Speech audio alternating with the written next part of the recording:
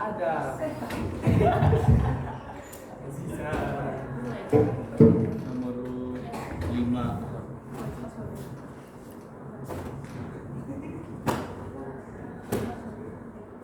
Assalamualaikum warahmatullahi wabarakatuh. Waalaikumsalam. Yang kami hormati para dewan juri dan yang kami banggakan para hadirin yang berbahagia semua. Di sini kami akan menceritakan sebuah kisah yang sangat mulia, yaitu kisah kelahiran Nabi Muhammad SAW. Nabi Muhammad merupakan anak dari pasangan Abdullah dan Aminah. Nabi Muhammad lahir pada tanggal 12 Rabiul Awal. Tahu gak sih kenapa disebutkan sebagai tahun gajah? Dikarenakan Nabi Muhammad lahir setelah serangan pasukan gajah Abraha ke Mekah. Sebelum lahir, ayah Nabi Muhammad Abdullah bin Ubay meninggalkan ibunya Aminah seorang diri. Pada waktu subuh, tiba-tiba kamar Aminah menjadi terang. Seberkas cahaya keluar dari rahimnya. Aminah melihat ke arah cahaya tersebut. Ia dapat melihat kesan-kesan dari manusia. Hal tersebut pernah ia alami ketika usia kandungannya masih muda. Saat kemudian, Nabi Muhammad pun lahir di dunia. Ummu Aiman, pembantu Aminah, segera menemui Abdullah, yaitu kakek Nabi Muhammad, dan mengabarkan kelahiran tersebut.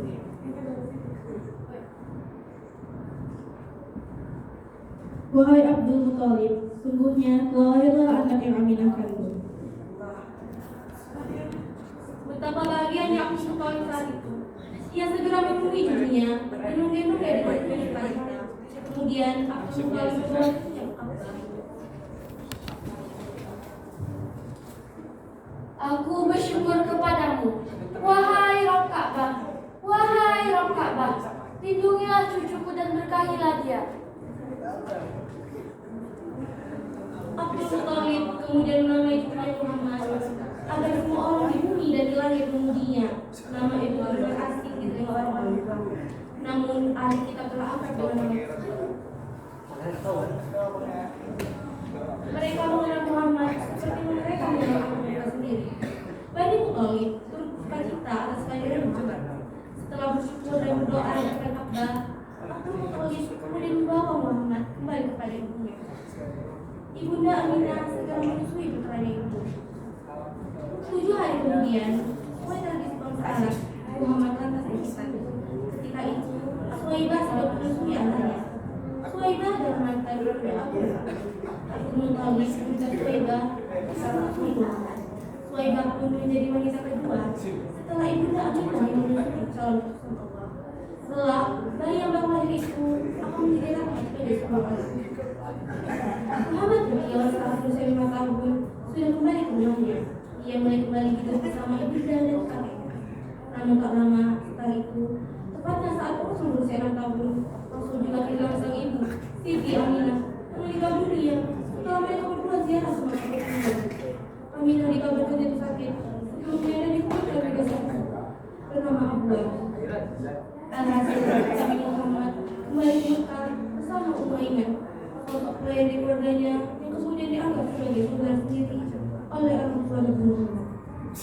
Sepeninggal ibunya, Nabi Muhammad harus diasuh oleh Abdul Muthalib. Akhirnya, sang kakek dikisahkan memiliki tempat spesial karena Nabi Muhammad menghabiskan masa kecil bersamanya. Demi karena seorang Nabi Muhammad yang masih berusia 1 tahun sudah harus menjadi seorang anak yang terbiasa tanpa kedua orang tuanya. Hal ini membuat Nabi Muhammad dirawat sepenuhnya oleh Abdul Muthalib yang sangat menyayanginya. Nabi Muhammad hidup bahagia dalam bersama Abdul Muthalib dan Ummu Aiman. Namun seakan kebahagiaan itu tidak berlangsung lama. Tahun kemudian Nabi Muhammad kembali kehilangan orang yang menyuka badannya, yakni sang kakek Abdul Muthalib. Pengasuhan Muhammad kecil kemudian diserahkan kepada pamannya yang bernama Abu Thalib. Disebutkan dalam sebuah surah bahwa Abu Thalib mewasiatkan hal tersebut kepada Abu Thalib, mengingat Abdullah dan Abu Thalib adalah saudara seibu. Abu Thalib menerima dengan senang hati dan ikhlas Muhammad kecil masuk ke dalam keluarganya. Abu Thalib merupakan sosok yang sangat mulia, baik hati dan juga penyayang. Bahkan Abu Thalib menganggap Muhammad kecil seperti anak kandungnya sendiri. Seiring berjalannya waktu, Muhammad kecil baru menyadari bahwa kondisi ekonomi pamannya sangat memprihatinkan. Suatu ketika, Muhammad kecil menyampaikan keinginannya untuk mengembala kambing pada pamannya, Abu Thalib. Sang paman kaget mendengar itu. Ia berusaha mencegahnya. Sudahlah, lebih baik kau tidak usah mengembala kambing. Namun gagal. Begitu pula dengan sang ibu, Fatimah binti Asad. Istri Abu Thalib, keduanya tidak tega kalau keponakannya yang masih kecil itu harus kerja mengembala kambing. Di lain kesempatan, Nabi Muhammad juga melakukan hal yang sama, membantu meningkatkan beban ekonomi Abu Thalib dengan cara yang berbeda, yaitu menemani Abu Thalib berdagang ke negeri Syam bersama para sahabat yang lainnya. Muhammad kecil pun sangat menyayangi pamannya seperti ayah kandungnya sendiri.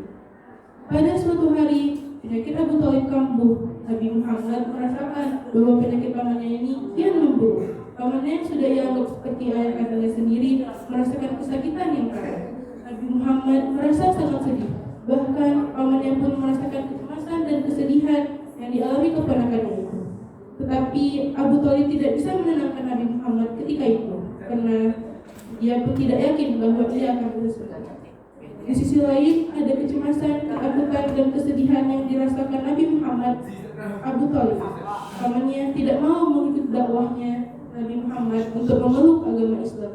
Nabi takut orang yang selama ini rela berkorban untuknya dalam berdakwah akan dimasukkan ke dalam nerakanya Allah Subhanahu wa Ta'ala.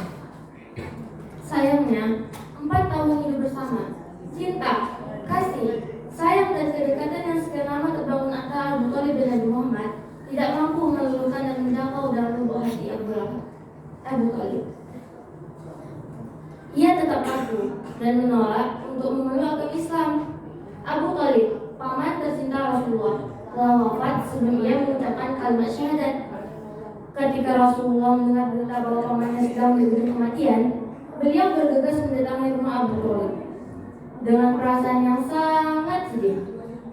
Ia bawa segala harapannya bahwa pamannya akan mengikuti dakwah untuk memeluk agama Islam di akhir hembusan nafasnya, sehingga Nabi Muhammad mampu mewujudkan harapannya untuk menjauhkan pamannya dari siksa neraka dan memasukkan pamannya ke dalam surga. Rasulullah menyadari detik kematian Abu Thalib semakin dekat. Di sisi kepala Abu Thalib terdapat musuh besar Rasulullah, yaitu Abu Jahal. Menjelang wafatnya Abu Thalib, Rasulullah datang menemuinya. Saat itu, beliau melihat telah hadir Abu Jahal dan Abdullah bin Abi Umayyah bin Al-Mughirah. Beliau bersabda, Hai ammi, qul la ilaha illallah kalimatan ahadju laka biha indallah. wahai paman, ucapkanlah la ilaha illallah. Dengan kalimat ini akan aku bela engkau nanti di sisi Allah. Abu Jahal dan Abdullah bin Umayyah menanggapi,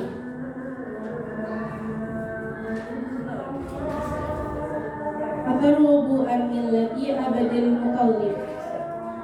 apakah engkau membenci agamanya Abu Thalib? Rasulullah terus menawarkan kepada pamannya. Namun, kedua orang itu terus menimpalinya.